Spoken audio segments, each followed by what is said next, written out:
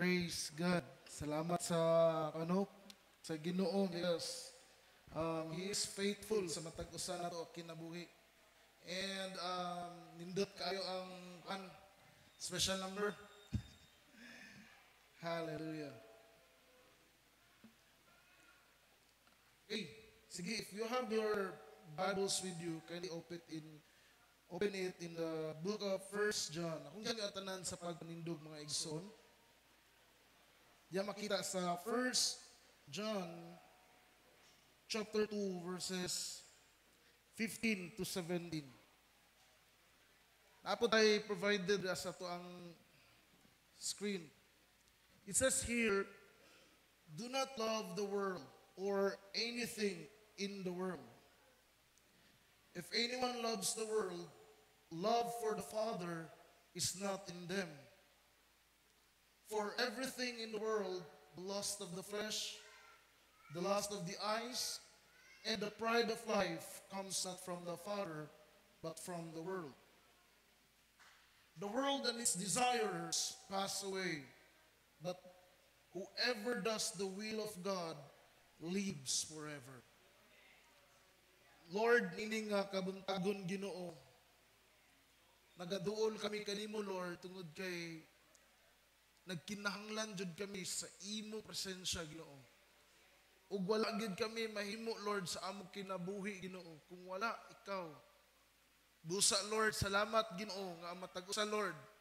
Andamo nimo ang matag-usa kasing-kasing ron sa pagpaminaw sa imong pulong Ginoo. And salamat Lord na ikaw Ginoo magapamuhat sa among matag-usa kinabuhi Lord. Wala ang Espiritu. Lord, we ask you that you will take over everything, O God. Take control, Ginoo, sa tanan. You are welcome, Lord, in this space to move in our lives. You are welcome. You are free, O Lord, to move sa among kasing-kasing, sa among kinabuhi. Busa, salamat, Lord. At tanan dong gimaya, Ginoo, para kanimo. Me, your servant, hide me at the back of your cross. In Jesus' mighty name, amen, amen. Hinggang tanan sa pagpanlingkod. In this wonderful morning, it is a very, we have a very important message, especially karon sa atong panahon. Amen? And because, kung atong tanaw atong panahon karon, we are now in the last days. Amen? And according sa passage na itong nabasa, I entitled the message, The Last Hour's Call. The Last Hour's Call. Kaya nga naman, kung imo sumpayon to basa, dito sa verse 18, ging dito, dear children, this is the last hour. Okay? And as you have heard, that Antichrist is coming. So, this is the last hour's call. And, ingon pa din ha, the best is in the end. Okay? Kung kini siya nga sitawag gani nga phrase, it is only applicable sa movie, sa presentation. Matanaw kag movie noon ay happy ending, na apoy sad ending. Especially ka ng mga thrill kay nga mga movie ba. And sometimes ang thrill kayo nga part na agad dito sa tumoy climax ba. Diba? And also in presentation, mga palabas, and not just that but also even fireworks display. Ang tanaw kag fireworks display, ang pinakabunggaw yun, the best, agad sa pinakalasan, pinakadako nga babs. Itong tanaw may diri atong New Year. So, the best in the end, it is only applicable in that way. But, it is totally different to what is happening in the world. Amen? Sa nakitabo sa itong kalibutan. Because the world is getting worse when it is going closer to its end. Nagkaanam og ka-worse ang kalibutan. Sa diyang kini, nagpadulong na sa iyang katapusan. And this era nga atong gipuy-an karon, atong kinabuhi-an karon, is very terrifying compared to all eras in the past. Why? Nga naman, nga makaingon man tana. Kung imong tanawon, we are now living in the era we are now living in the era of nuclear weapons. Di ba? Sa unang panahon, pinsing ramanggid sa una, no? Gladiator, tinigbasay, di ba? But karon, isa lang kapislit. Humantanan, di ba? Isa lang itong sa Japan sa una ba no, tong World War II, di ba? Isa lang just a moment lang ba naglakaw-lakaw pa siguro ang mga tao, ang uban na to mga bata nag-eskwela pa, padulo pa eskwelahan. Nang tunaw rag kalitanan because of the we are now living in this kind of situation karon. Kung maggira karon, delikado gid kayo kung maggira og World War III. Right? Kita Philippines, wala gid ta bisan isa ka nuclear weapon. Ubang nasod, they have so many nuclear weapons. Karon po na panahon, in terms of transportation, we have a very high technology karon sa atong panahon. Nanatay car, karon kanang car nga kanang dili na kailangan og driver. Kaya ano man, naka-GPS na, magkuha na lang ka, musakay na lang ka, nakay ka istorya, nakay ka meeting, walay driver. Buta ka sa imong destination, walay driver. Imagine na. And, kini po do, mulupad ng mga sakyanan. Kini po do, sa Dubai, bago nilang gilunch sa Dubai. Grabe no? Mulupad ng mga, and also, the beginning of an AI era. Diba, one day, makita na lang ka, robot na tanan mga sundalo din na maglakaw-lakaw. I've seen it in the movie. Kita ko sa movie nga, mga soldiers kay mga robot na tanan. And it is possible that it will be happen in the latter parts sa atong kalibutan. And also, in terms of kanang pleasures, kabalo ba mo that 80% of cyber sex victims are Filipino minors? According sa Asia Times, grabe no? 80% of cyber sex victims are Filipino minors. Most Filipino children are lured into cyber sex trade by family members to earn money. Grabe, no? And imong tanawon karon, same-sex relationship promotions in the media. Diba? Sa mga salida, gin-promote yun pag-ayo ang same-sex relationships. Let us pray that we Christians will not accept this propaganda of Satan. Amen? Kita dapat accept, why? Because this is abomination in the sight of God. And another thing, social media addiction.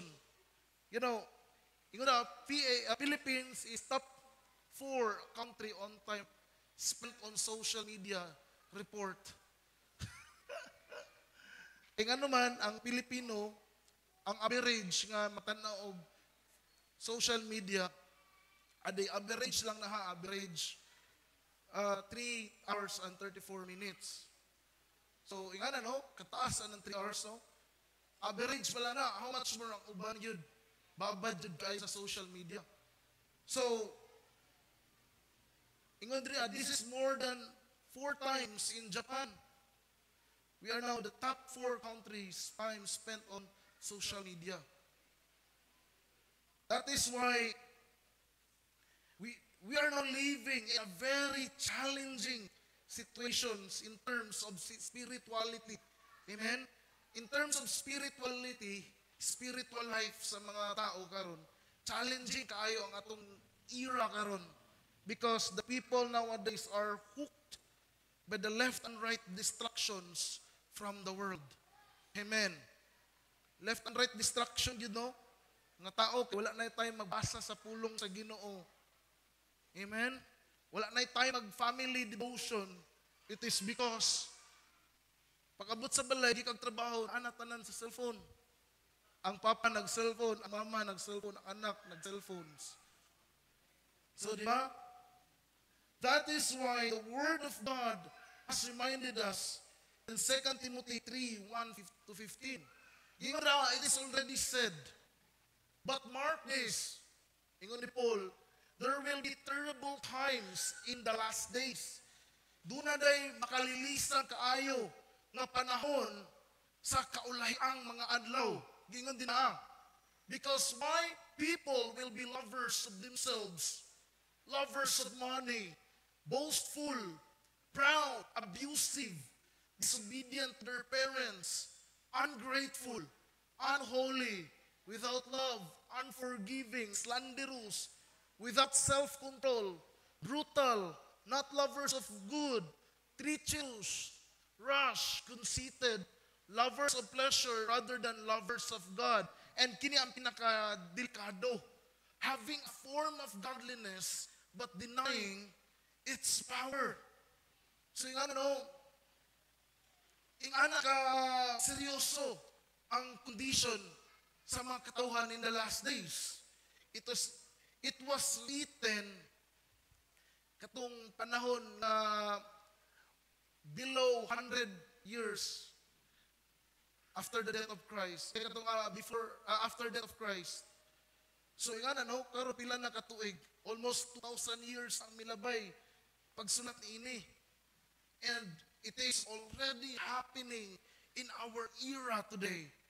Now, not just that, but also, yung pagidrasa, gi-continue pagid Paul, ito sa chapter 4, verses 3-4. Yung for the time will come when people will not put up with sound doctrine. Di na maminaw sa kamaturan sa pulong sa Ginoo. Amen. Instead, to suit their own desires, they will gather around them a great number of teachers to say what their itching ears want to hear. Ang gusto lang nilang madunggan, katulang makaplease sa ilahang nagkatul na dalunggan. Amen. And they will turn their ears away from the truth and turn aside to myths. Now, the world is changing. The trends are changing. And even temptations and sins are upgrading. Nag-upgrade, bitaw, no? Ang mga sala, no? Kaya man, ang mga katauhan sa kalibutan, nag-aimbento og mga sala. Right? Laliman ka, ang tao, pwede na magpakasal og iro. Sabi, no? Yan, no? Mga bito na gitawag nga LGBTQ+. Kaya nga naman, plus, up to 1 million plus. Bisan unsay mong ganahan. Makipagpakasal ka og cellphone, pwede. Unsay tawag sa imo, plus. Antod ko na. So yung no? Even temptations and sins are upgrading. But the Word of God never changes. Amen? Ang pulong sa Ginoo dili gyud na mausab. Amen. That is why in Matthew 24:35, heaven and earth will pass away, but my words will never pass away. So muna mga igsuono, that when God's word say, that is a sin. Kung ingon ang pulong sa Ginoo, sala na, it doesn't matter ang opinion sa kalibutan. The world's opinion doesn't matter. Amen? The strategy of Satan is to make people nowadays to take lightly when it regards to sin. Amen? Kaya murag, okay na lang ba? Now, ingon na sa Ephesians 5:15-16, be very careful then how you live, not as unwise, but as wise, making the most of every opportunity because the days are what? Evil. So, mo na mga igsuon, no? Now, as what the word of the Lord says, we are now living in the last hour. We as Church of the Lord, God is calling us in three aspects according to His word. Una, tawag sa Ginoo nato, as we are living in the last hour, God call us to choose to love God. Amen? Despite sa nagkaguliyang kalibutan, despite sa left and right nga temptations and propaganda sa kaaway, pilion nato nga magigugma sa Ginoo. Amen? Now, mao ni ang pinakauna natong timan-an. God is the first who loved us. Ang pinaka-timan-an gyud nato sa atong kinabuhi, ang Ginoo gyud ang una nga nahigugma kanatong tanan. Dili kita ang una nahigugma sa Ginoo. Amen?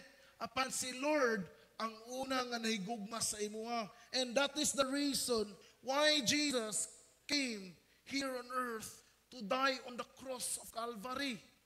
Kaya naman gihigugma kaniya.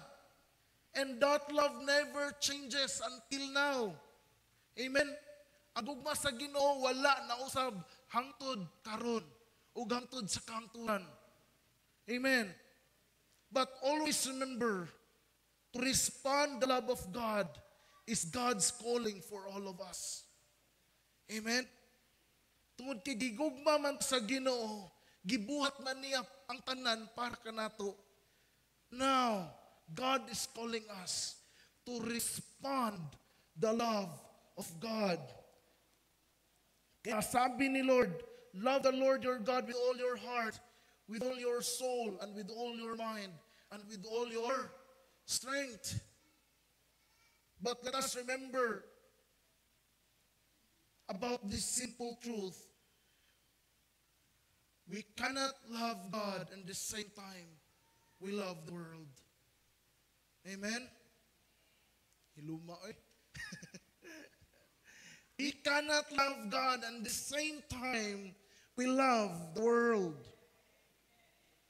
That is why John said, ingon ni John, kung sa passage na gibasa na ito ganiya, do not love the world or anything in the world. If anyone loves the world, love for the Father is not in them. Kung kita nahigugma sa kalibutan, dili kita tinuod nga nahigugma sa Ginoo. Amen. Now, ang love nga gisgutan din niya is the word agapao. Kaya nga naman in Greek, daghan maklase nga love, but ang love nga gamit din niya sa first John is that agapao came from the word agape, which means selfless, unconditional love for others. It is often considered the highest form of love. So, selfless love, unconditional love, and the highest form of love. You know, that kind of love is for the Lord only. Kanang klase nga pagigugma para na sa Ginoo. Amen? But the problem is that may kahati si Lord eh. May kahati si Jesus sa buhay natin. And you know, sometimes ang agape love is being used sa mali ng mga bagay. Or gamit na to sa dili tama. Why? Because when we say agape, sama sa gingon niya, it is a selfless love. Sometimes we are so selfless in terms sa atong mga trabaho or anything nga atong ginahimo. Amen? Kaya nga naman, even na masacrifice na ang kaugalingon because of being workaholic. You know, to work hard is not bad. Amen? But to become workaholic is not good sa atong kinabuhi. Amen? Wala na time mag-pray. Wala na time na mag-spend sa Ginoo. Kaya nga naman, sometimes ginauna na ito ang trabaho, ato ang business, or anything. atong study. Wala na tayo time sa Ginoo usahay. And we forget that God is our first priority in life. Amen? Sometimes wala na tayo time mag-pray sa Ginoo. Ditso na lang tagbangon. And ukab sa atong cellphone. Unsay balita karon. Right? Unsay kay message sa kuha karon sa messenger. Right? Now, sometimes also ng word na unconditional love. There are so many things in this world that people love unconditionally. Yung mga bagay na kahit nakasira sa ating buhay, pinapasok pa rin natin. Kaya mabutang na ginapalayo ta sa presensya sa Ginoo, pero padayon gyapon ginahimo sa tao. You know, ingon ra, anything that replaces our love, our first love to God, is a godlet in our lives. Kabalo mo unsa ng godlet? Mura ba kanang ang baboy, pig, di ba? Pig. Ang kuan, ang baktin, piglet. Gamay nga baboy, di ba? Piglet. God is godlet pod. Gano godlet kung kinabuhi, no? Anything that replaces our first love to God is a godlet sa atong kinabuhi. And you know, the highest form of love, kanang gingon dito that agape love is the highest form of love. You know, for the world, para sa kalibutan, the love of money is their highest of form of love. Always remember that the Bible never said that money is bad. Wala naging ang Biblia ang kwarta dautan. Amen? Wala po naging ang Biblia ang mahimong dato dautan na. Right? But you know, ang gingon sa pulong sa Ginoo for the love of money. Amen? Kung atong puso nato na dito sa kwarta, kana ang dili maayo. Amen? Wala sa Ginoo. Kaya naman, people do everything even in the wrong way, bisan sa mali nga pamaagi. Buhaton nila for the sake of money. Politicians corrupt because of the love of money. Others risk their lives for the sake of money. Right? You know, we cannot love God and at the same time, we love money. Amen? That's why in sa Matthew 6:24, no one can serve two masters.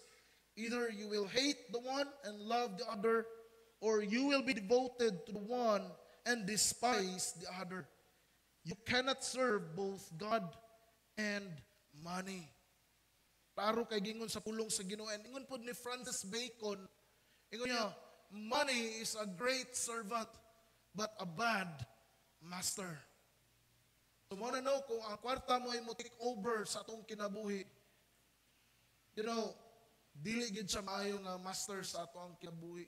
Amen? Why? Because it will lead you astray. It will lead you to wrong direction in life.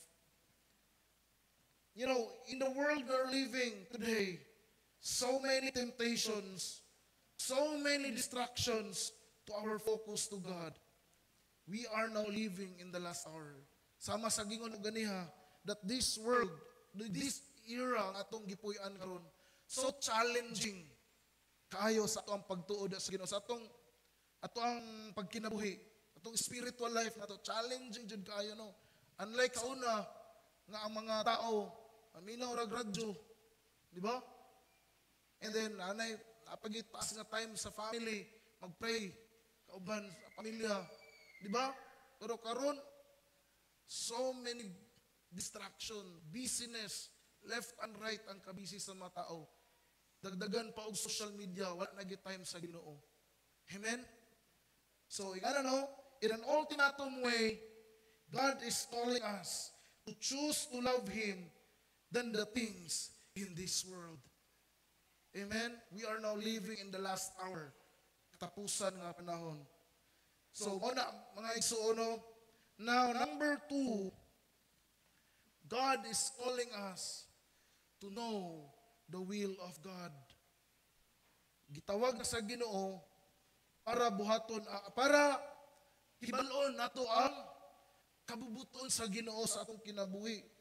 You know, another problem nowadays is getting called desensitize and normalize. You know, before ta mag-isgot anong word nga desensitize, you know, sama sa inyo na gina nga nagka-high-tech na gina ang kalibutan nato ba. While nag-study ko ani nga passage, and nag-ask ko, nag-try na ko kanang chat GPT. Do you know what is chat GPT? Ang chat GPT kanang siya. Usa siya ka internet tool sa internet AI nga di pwede ka mag-chat sa iya ha. Dili siya tao ha. AI siya. Ang pangutanan nako sa dito sa chat GPT, gibisaya na ako. Anak ko, unsay tama nga English word, one word kanang gianad lang ka aron nadawat nimo ang dili maayo na butang. Nagbisaya pud ang ang reply. Ara sa ang word na imong gipangita kay stoic or stoicism. Mali ang yang wala niya nasabtan. Ang siya nagbisaya pud ang AI kuyo no. Ang chat GPT nagbisaya pud. So moto nga mali man ang yang wala niya nag-gets ba. Moto gikaduhan ako anak ko. Ang context nako kay sa trend sa kalibutan, ginayhinay o insert ang dili maayo aron maanad ang mga tao sa dili maayo aron ma-accept sa mga tao. Ni reply ang chat GPT nasabtan ako. Ay Ginoo. Nasabtan ako. Ang term nga mo fit ng context kay desensitize or normalize. Diya na ako nakuha ng word. Ang desensitize daw, ang chat GPT, nagpasabot nga usa ka tawo mahimong dili na kaayo sensitibo o dili na magpakabana sa mga dili maayong butang tungod kay sila nasanay niini. Kuyo kay chat GPT no ingana high-tech atong kalibutan ron. Dili na tao kung AI na. So normalize usab nagpasabot nga ang dili maayo nga butang mahimong dawaton o ituring nga normal sa matas kadaghanan bisan pa nga kini dili maayo. So ang nag-suggest pa gid siya kung saan paggamit ng word. So sa imong context pwede nimo gamiton nga the trend is slowly desensitizing people to what's bad and or the media is normalizing bad things over time. Kuya, kayo ang atong panahon ron no?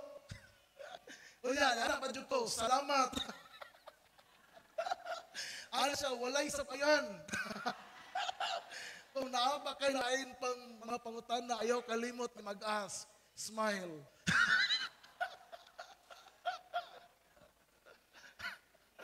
Grabe.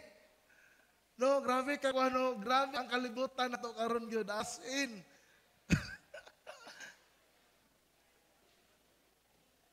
So, mao na mga igsuno.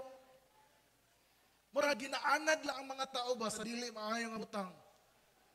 Same-sex relationships, ginaanad na ang mga tao, gina-feed sa media, right? Sa mga salida aron ang tao manad ba ay normal naman na karon. Normal naman na karon na mag-live-in. Di ba? Sa una kay pag makita lang nga nagunit ka sa kamot sa kabait, uy, ipakasal na sila. Kay mabuntis na daw. Di ba? Pero karon mag-live-in na lang, wag gyud gipakasal. Butisan na lang, di ba? Ingana no, ginaanad sa kalibutan, gina-insert sa pinagi sa media. Right? So ingana ang sitwasyon nato karon, and you know the result, the people in this world became ignorant and hate the truth. Maglagot na sa kung mag-istorya kag kamaturan, maglagot ang kalibutan. Right? So ingana no, that's why when we people of God, we must examine everything so that we will know if it is the will of God or not. Amen?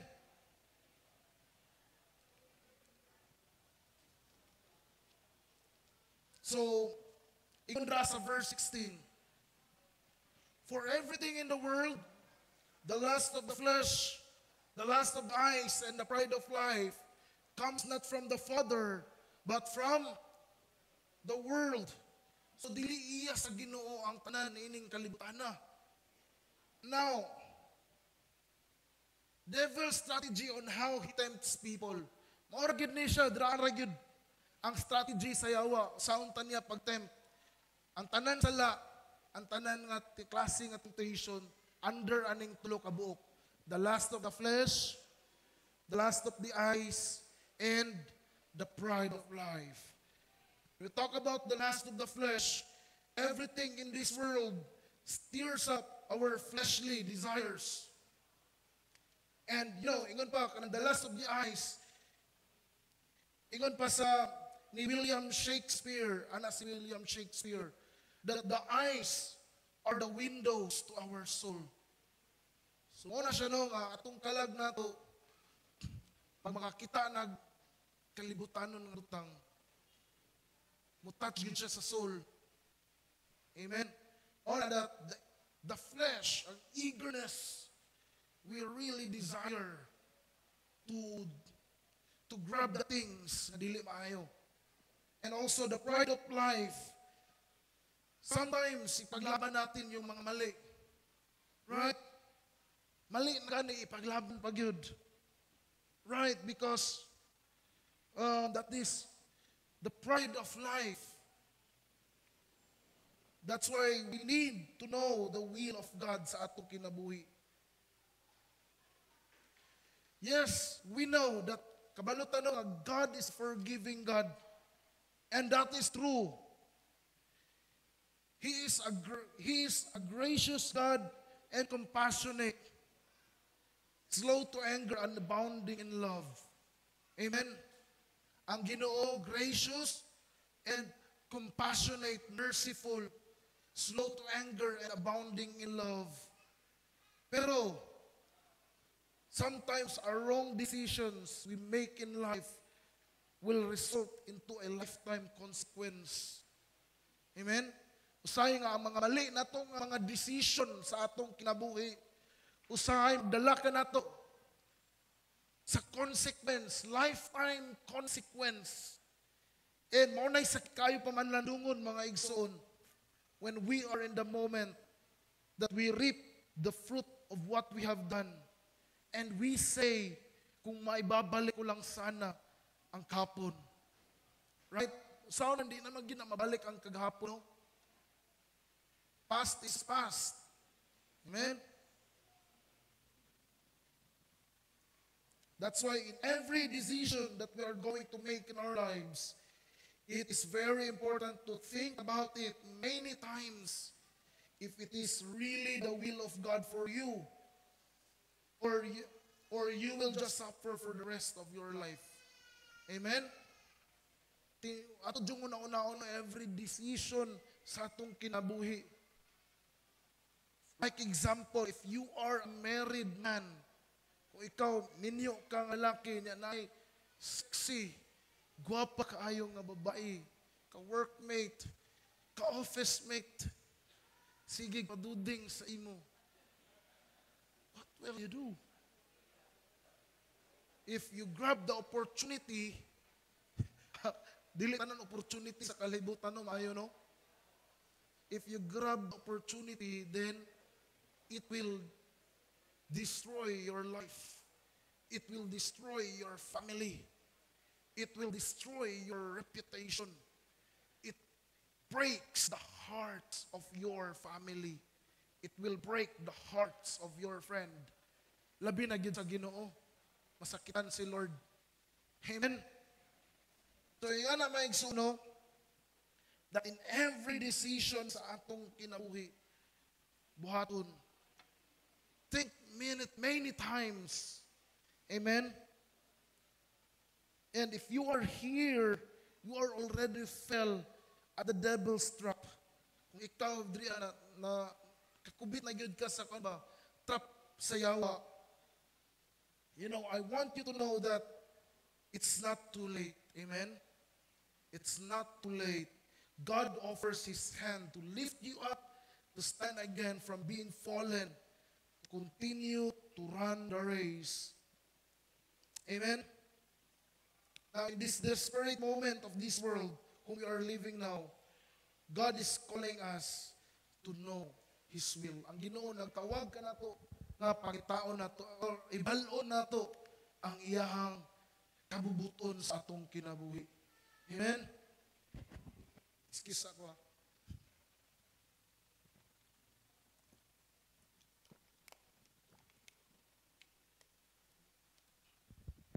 Now, the last point.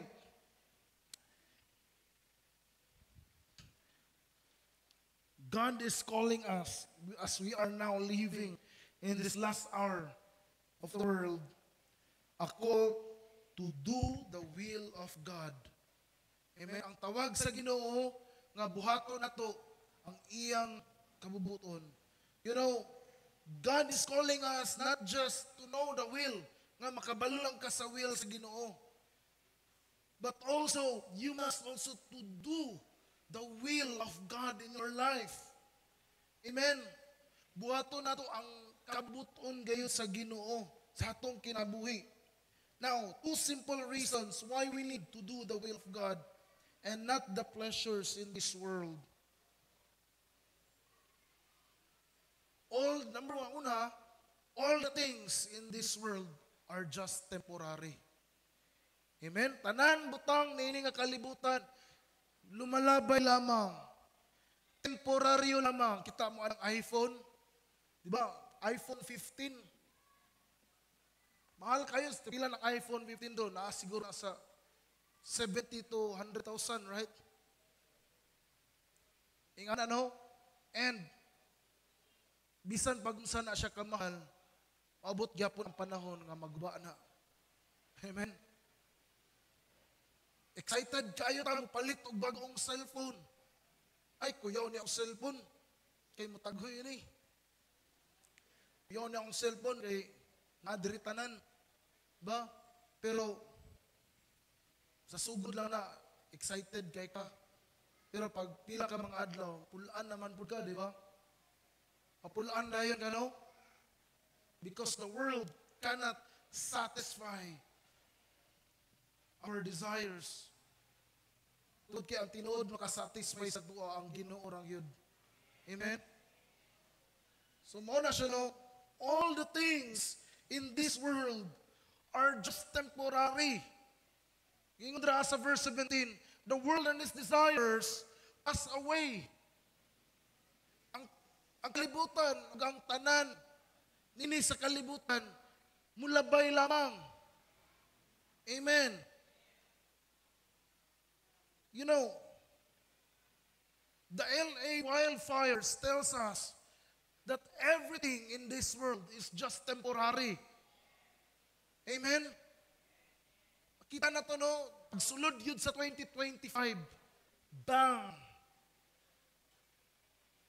Ang uban nito ang mga balay, according sa balita, nasa tag 85 million US dollar.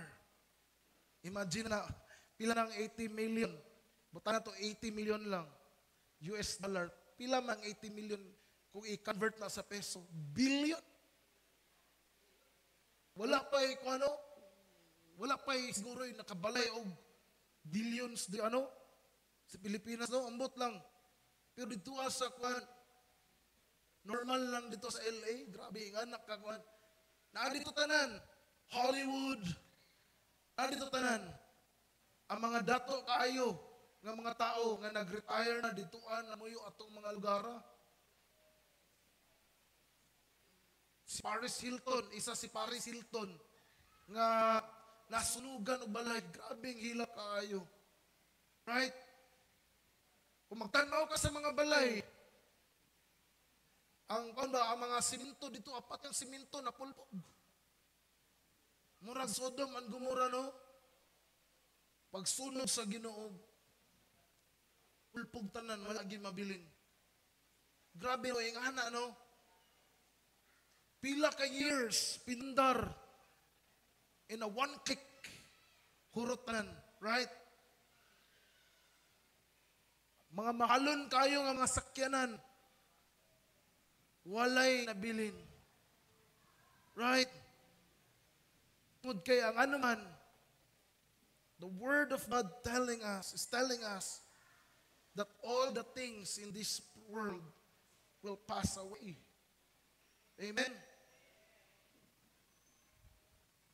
So, even in our lives, temporary lamang, meaning kalibutan na. Amen? Everything sa itong kinabuhi are just bonus sa Ginoo. Amen? When we say bonus, kisay nakadawat o bonus itong Disembre. Diba? Ang bonus, lahat po na ang 13th month, right? Ang 13th month is your right. Diba? Right, magiging mo na. Dili na pwede dili hatag ang 13th month. Kay balaod mo na sa government, right? Pero ang bonus, depende na sa bossing nimo. Kung tigaan ka bonus, kung maayo imong performance, di ba? Everything in this world are bonus from the Lord. We don't have right. Amen? Walay right. Kaya nga naman, bonus lang tanan sa Ginoo. Kung kaon sa Ginoo, wala gitay mahimo. Amen? Kung dili ihatag sa Ginoo, wala tayo mahimo. Amen? Kaya nga naman, bonus lang tanan sa Ginoo. Dili siya parehara 13th month right nimo. Amen? Now, this is the main reason why we must not put our hope on the things in this world. Amen? Dili nato ibutang atong paglaom, no? Sa mga butang na ining kalibutan na. Ang atong paglaom, dili nato ibutang sa ato ang bank account. Kung sa kadako ang bank account nimo, ay, confident kiko kay I have big a bank account. Confident kay ko sa galingon, dako kay daghan kay sulod akong pitaka. No, we cannot trust our resources. We cannot trust our bank accounts. We must trust in the Lord. We must put our hope in the Lord, not on the things in this world. Kaya nga naman, tanan, nining kalibutan na mulabay lang yun. Sometimes, unexpectedly, kwaon sa Ginoo tanan. Iba, wala tayong mabuhat mo. So, yung nga naigsoon. And, ikaduhang reason why we need to do the will of God and not the pleasures in this world is because the will of God leads us to eternal life. Amen? Ang kabubuton sa Ginoo magdala kanimo sa eternity. Eternal life. It is the will of God that you must put your hope in Jesus. It is the will of God that you must put your confidence in God. Amen? And that's why, gingundra, the world and its desires pass away, but whoever does the will of God lives forever. Amen? So, muna no, in this world, we are like in abroad. Sabi ni, kung nagatanaw mo ka ng DXFE, or nagpaminaw mo sa DXFE, ganan ko ng katong giingon dito ani kung isa ka broad, sa tawagan nila, sa tawagan ng basta ang sa radyo dito sa kuan DXFE, ingon na dito si Sister Magnolia, ana siya, that in this world, we are like in abroad. Mura daw tang nag-abroad. Amen? Kung mag-abroad ang tao, maningkamot dito manabaho, padala kwarta, pero dili gid siya taga dito Amen. Dili gid siya taga dito Niadto lang siya dito Kasi sa to dili gid taga diri Amen. tagalangit na. Amen. We are like abroad. Di ba? Ang ban sa mga tao, nasa abroad, magtrabaho, mag-earn, and then ipadala dito para i-invest. Dito sa Pilipinas, i-invest og maayo, magpa-building, put up og negosyo, right? Pero dili gid siya taga dito asa laing nasod. Same sa ato we are not from this earth. We are citizens of heaven. Ang ingon dito sa Philippines, our citizenship is in heaven. Amen. So mo na no, while we are here like abroad, invest dito sa gingharian sa Ginoo. Amen? Dili lang kay magpadala lang ta sa atong kaugalingon. Dili sa kalibutan lang atong investanan. No. Start investing in the kingdom of God. Amen. Invest dito sa gingharian sa Ginoo. If you have a lot of blessings sa imong kinabuhi, why not invest it also? Not just for yourself, not just also for your family and your children, but also invest also for the kingdom of God. Amen? Because sama sa kong gingon ganiha, all these things are temporary. Mulabay lamang, wala ta kabalo kung kanus sa takwaon sa Ginoo. Amen? Ako'y nakita nga video sa Facebook usa ka grave thief. Ngawat siya dito sa lubnganan, gikubkob na ang lubnganan. Nandito mga gold, mga silver, mga karaan kayo ng mga coins. Kung karaan dyan kayo ng mga coins, mga gold na coins, mga awat yun niya. Tanan, mura no? Everything in this world pwede kawaton sa tao. Pwede madunot. But you know, if we invest for eternity, ana siya maabot nga dili mawala. Dili makawat. Dili madunot. Because it lasts forever and ever. Hallelujah. So muna mga igsoon, that as we continue to live in the last hour of this world, let us love the Lord above all else. Igugmao na to ang Ginoo, labaw sa tanan butang. Sama sa song ganyan, labaw sa tanan butang.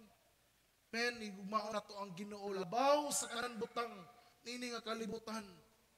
Kaya ang tanan lumalabay lamang. Know His will. Kailangan na to hibalon ang will sa Ginoo.